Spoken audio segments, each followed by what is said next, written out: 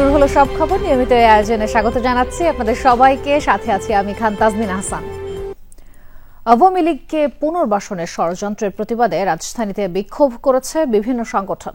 দুপুরে জুমার নামাজের পর ঢাকা বিশ্ববিদ্যালয় সহ বিভিন্ন এলাকায় বিক্ষোভ মিছিল ও সমাবেশ হয়। এ সময় নেতাকর্মীরা বলেন, রিফাইন্ড বা অন্য যে কোনো নামেই হোক, বাংলাদেশের রাজনীতিতে আওয়ামী লীগের ফেরার সুযোগ নেই। গণহত্যার দায়ে আওয়ামী লীগ নিষিদ্ধের দাবিও জানায় সংগঠনগুলো। ছাত্র জনতার প্রবল আন্দোলনের মুখে পতন ঘটে আওয়ামী লীগ সরকারের। 5 আগস্ট দেশ ছেড়ে ভারতে আশ্রয় নেন শেখ হাসিনা। গণহত্যার অভিযোগে এই দলের বিপুল সংখ্যক নেতাকর্মীর বিচার কার্যক্রম চলছে। এরই মধ্যেই বৃহস্পতিবার রাতে 24-এর গণঅভ্যুত্থানের অন্যতম সংগঠক হাসনাত আবদুল্লাহর ফেসবুক স্ট্যাটাস ঘিরে রাজনীতিতে তোলপাড় শুরু হয়। সেখানে তিনি দাবি করেন, রিফাইন্ড আওয়ামী লীগের ব্যানারে দলটিকে পুনর্বাসনের পরিকল্পনা হচ্ছে, আর সেনানিবাস থেকে তাদের কয়েকজনকে সেই পরিকল্পনার কথা জানানো হয়েছে। এমন ফেসবুক স্ট্যাটাসের পরই ঢাকা বিশ্ববিদ্যালয়ে তাৎক্ষণিক বিক্ষোভ হয়।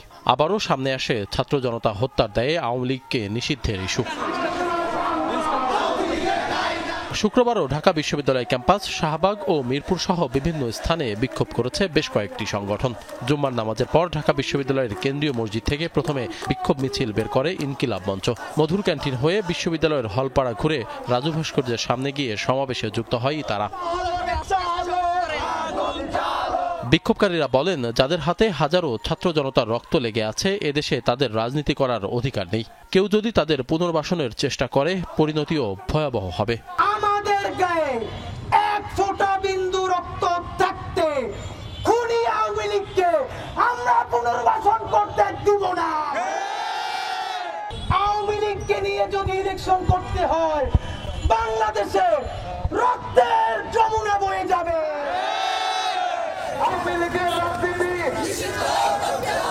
আওয়ামী লীগকে নিষিদ্ধের দাবি করে একই জায়গা থেকে বিক্ষোভ শুরু করে গণতান্ত্রিক ছাত্র সংসদ। মিছিলটি শাহবাগ হয়ে বিশ্ববিদ্যালয়ের কেন্দ্রীয় লাইব্রেরির সামনে গিয়ে শেষ হয়। তাদের অভিযোগ, দিল্লির প্রেসক্রিপশনে আওয়ামী লীগকে পুনর্বাসনের অপচেষ্টা হচ্ছে। এখন যারা আওয়ামী লীগের পুনর্বাসনের স্বপ্ন দেখছে, তারা এই রক্তগুলো দেখে নাই, তারা এই দুঃস্বপ্ন দুঃস্মৃতি ভুলে যাচ্ছে। আমরা ভুলি নাই, আমরা রাজপথে আছি। আগস্ট মাসে আমরা যেভাবে আওয়ামী লীগের বিরুদ্ধে রাস্তায় ছিলাম, এখন আমরা সেভাবেই আছি। যতদিন পর্যন্ত আমাদের শরীরে এক বিন্দু রক্ত আছে, আমরা ততদিন পর্যন্ত বাংলাদেশে আওয়ামী লীগের রাজনীতি ফিরে আসতে দেব না। আমরা স্পষ্টভাবে বলে দিতে চাই, আওয়ামী লীগ নামে এবং নৌকা প্রতীকে বাংলাদেশে আর কোনো রাজনীতি চলবে না। রিফর্মড আওয়ামী লীগ, রিফাইন্ড আওয়ামী লীগ বলতে কোনো আওয়ামী লীগ হয় না।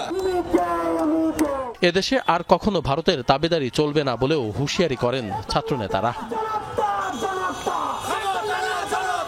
আশিক মাহমুদ, যমুনা নিউজ, ঢাকা। নির্বাচন সংক্রান্ত প্রয়োজনীয় সংস্কার শেষ করে দ্রুত ভোটের আয়োজনই শ্রেয়, এই মন্তব্য করলেন বিএনপি মহাসচিব মির্জা ফখরুল ইসলাম।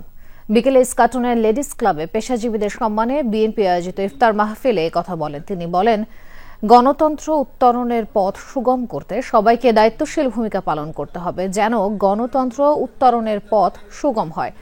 বিএনপি মহাসচিব আরও বলেন, অলীক ধারণা বা ইউটোপিয়ান চিন্তা করে বা আবেগের বর্ষবর্তী হয়ে সমস্যার সমাধান করা যাবে না, বাস্তবতার ভিত্তিতে এগিয়ে যাওয়ার কথা বলেন তিনি। বলেন, নতুন গণতান্ত্রিক সংসদের অপেক্ষা করছে জনগণ।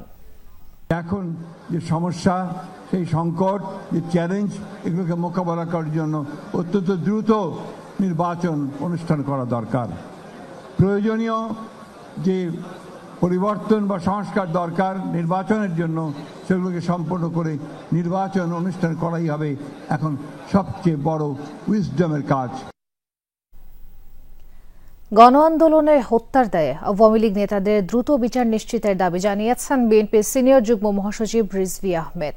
বলেছেন, অপরাধীদের বিচার শেষ হওয়ার পর জনগণের কাছে ক্ষমা চেয়ে রাজনীতি করতে পারবে আওয়ামী লীগ। সকালে উত্তরা দক্ষিণখানে ঈদ উপহার বিতরণ অনুষ্ঠানে রিজভী এসব কথা বলেন। তার মতে, অর্থ পাচার, গণতন্ত্র ও মানুষ হত্যার সঙ্গে জড়িতদের বিচারের আওতায় আনতে হবে। আর কোনো ফ্যাসিবাদের উত্থান যেন না হয়, সে বিষয়ে সবাইকে সতর্ক থাকার আহ্বানও জানান রিজভী। বলেন, আদালতে ন্যায়সঙ্গত বিচার নিশ্চিত করতে পারলে দেশে আর ফ্যাসিবাদের জন্ম হবে না। কে রাজনীতি করবে কিংবা করবে না, সে সিদ্ধান্ত জনগণ নিবে বলেও মন্তব্য করেন রিজভী। বলেন, শেখ হাসিনা আমলের পুনরাবৃত্তি চায় না বিএনপি। যারা টাকা পাচার করেছে, যারা এই শিশু কিশোর আহনাফ, আবু সাইদ, মুগ্ধ এদেরকে যারা হত্যা করেছে, এই 2000-এর মতো শিশু কিশোর তরুণ ছাত্রছাত্রীকে যারা হত্যা করেছে, শ্রমিক রিকশাওয়ালাদেরকে যারা হত্যা করেছে, তাদের বিচারটাই আমরা করি না কেন? এবং এর মধ্যে এই যে ব্যাংক খালি করে দেওয়া, এই যে লক্ষ কোটি টাকা বাইরে পাচার করা, এই পাচারের মধ্যে অধিকাংশই হচ্ছে শেখ হাসিনার আত্মীয় স্বজনরা জড়িত। আওয়ামী লীগ নিষিদ্ধের দাবিতে দেশের বিভিন্ন স্থানে বিক্ষোভ মিছিল করেছে শিক্ষার্থীরা। জুমার নামাজ শেষে জাহাঙ্গীরনগর বিশ্ববিদ্যালয়ে গণমিছিল বের হয়। মিছিলটি ক্যাম্পাসের বিভিন্ন সড়ক প্রদক্ষিণ করে, পরে সংক্ষিপ্ত সমাবেশ অনুষ্ঠিত হয়। এ সময় দ্রুততম সময়ের মধ্যে দেশের রাজনীতি থেকে আওয়ামী লীগকে নিষিদ্ধের দাবি জানান শিক্ষার্থীরা।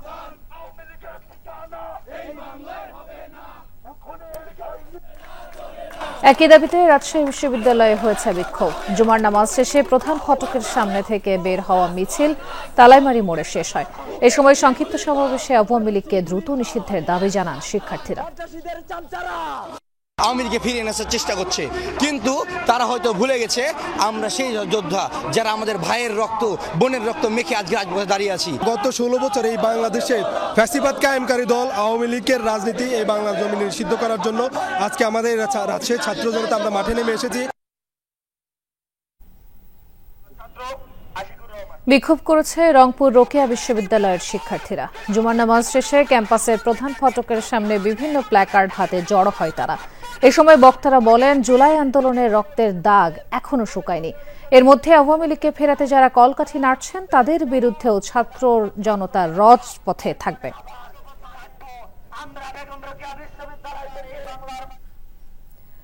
হজ উমরাহ ক্ষেত্রে বিমানের টিকিটের সিন্ডিকেট আর থাকবে না, এমনটা জানিয়েছেন ধর্ম উপদেষ্টা ডক্টর আফম খালিদ হোসেন। দুপুরে কক্সবাজারে জেলা মডেল মসজিদ ও ইসলামিক সাংস্কৃতিক কেন্দ্রের উদ্বোধনী অনুষ্ঠানে তিনি কথা জানান। উপদেষ্টা বলেন, সিন্ডিকেটের মাধ্যমে গ্রুপ টিকিট বুকিং করে অতিরিক্ত দামে বিক্রির সুযোগ নেই।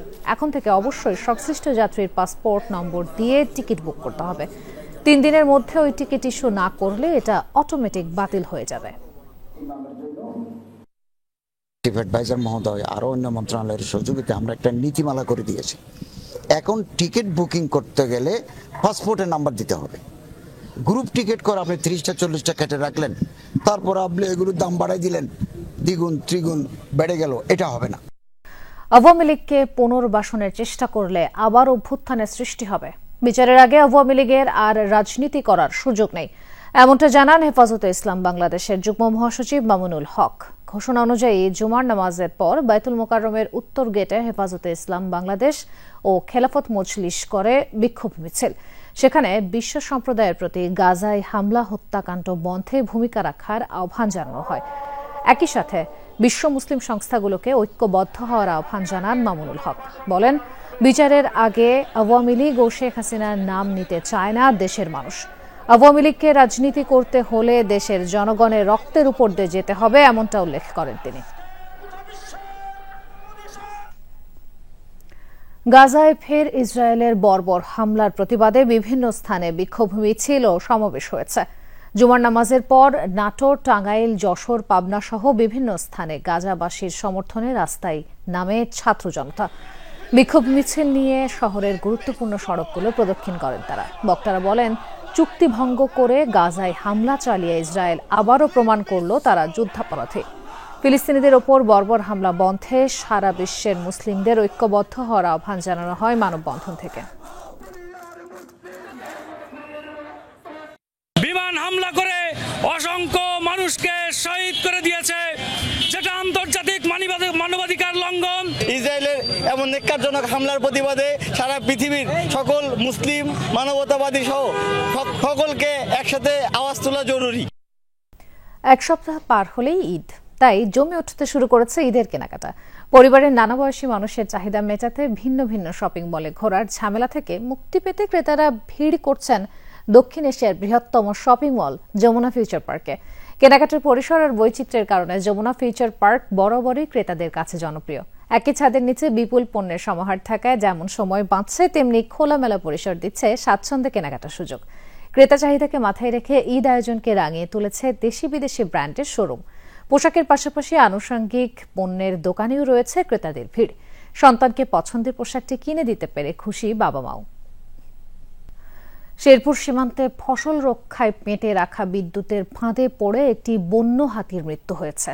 বৃহস্পতিবার রাতে পূর্ব সমসচূড়া গ্রামে মারা যায় হাতিটি। স্থানীয়রা জানায়, খাবারের সন্ধানে গারো পাহাড় থেকে একদল বন্য হাতি লোকালয়ে নেমে আসে, তাণ্ডব চালায় আমন খেতে।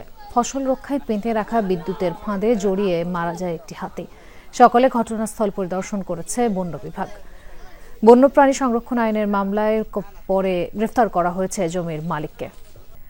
যুদ্ধবিরতি ভেঙে 3 দিনে গাজায় ইসরায়েলি হামলায় নিহত ফিলিস্তিনির সংখ্যা বেড়ে দাঁড়িয়েছে 591 জনে, আহত হাজারের কাছাকাছি। আরও জোরালো বিমান হামলা চলছে উপত্যকায়। দক্ষিণাঞ্চলীয় রাফা সহ বেশ কয়েকটি স্থানে নতুন করে স্থল অভিযান শুরু করেছে ইসরায়েলি বাহিনী। বেইত লাহিয়ার দিকে অগ্রসর হচ্ছে আইডিএফ সেনারা। বাসিন্দাদের সরে যাওয়ার নির্দেশনা ছাড়াই তাণ্ডব চালাচ্ছে তেল আবিব। রাতভর গোলাবর্ষণ চলে গাজার বিভিন্ন স্থানে। এখনও উপত্যকার গুরুত্বপূর্ণ নেতজারিম করিডোরের নিয়ন্ত্রণ ধরে রেখেছে ইহুদি বাহিনী। 19 জানুয়ারি যুদ্ধবিরতি কার্যকর হয় হামাস ইসরায়েলের মধ্যে, তবে সেই শর্ত ভেস্তে দিয়ে মঙ্গলবার হামলা শুরু করে নেতানিয়াহু বাহিনী। আবারও ইসরায়েলি ভূখণ্ড লক্ষ্য করে মিসাইল ছুঁড়েছে ইয়েমেনের সশস্ত্র সংগঠন হুতি। বৃহস্পতিবার টানা দ্বিতীয় দিনের মতো হামলা চালালো গোষ্ঠীটি। হুতির সামরিক মুখপাত্র ইয়াহিয়া সারে জানান, ছোড়া হয়েছে একটি হাইপারসনিক ব্যালিস্টিক মিসাইল। প্যালেস্টাইন 2 নামের এই ক্ষেপণাস্ত্র তেল আবিবে অবস্থিত সামরিক স্থাপনায় আঘাত হেনেছে, দাবি ইয়াহিয়ার। এদিকে মিসাইল হামলার জেরে জেরুজালেম ও দখলকৃত পশ্চিম তীরে শোনা যায় সতর্কতা সাইরেনের শব্দ। অবশ্য ইসরায়েলের সামরিক বাহিনীর দাবি, দেশটিতে সীমানায় প্রবেশের আগেই প্রতিহত করা হয়েছে মিসাইলটি।